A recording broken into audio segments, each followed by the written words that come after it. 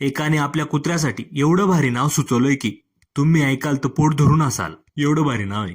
तुम्हाला काल विचारलं होतं इन्स्टा स्टोरीवर आपल्या कुत्र्याला चांगलं नाव सुचवा. त्यातल्या 170 लोकांनी त्याच्या त्याच्या परीने नाव सुचवले.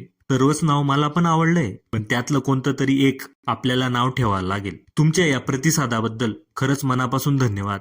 या धावपळीच्या दुनियेत लोकांना टाइम नाही हो, पण तुम्ही नाव सुचवलंय या प्रेमापोटी खरंच मनापासून धन्यवाद. त्यातल्या प्रांजलने सुचवलेलं शेरू हे नाव मला पण आवडलंय आणि घरच्यांना पण. हे नाव ठेवू का? म्हणजे त्याचं एकदाचं बारसं तरी उरकून टाकू, बरोबर ना? राहुल दादाने तर गावकरी नाव सुचवलंय. गावकरी नाव काय कुत्र्याचं कोणी ऐकलं होतं गाव? तुम्ही तरी सांगा, म्हणजे बरं होईल. आज मस्त त्याची आंघोळ घातली की अजूनच मस्त वाटतं. छोटंसं क्यूटसं भारी. 2 टाइम ड्युटी लागली भाऊ आमची त्याला औषध द्यायची, पण भारी वाटतंय. त्याच्यात वेळ केव्हा जातोय कळतच नाही. लवकर बरं हो बाबा. चला भेटूया उद्या. असेच व्हिडिओ पाहण्यासाठी आपल्या पेजला फॉलो करा आणि सबस्क्राईब करा.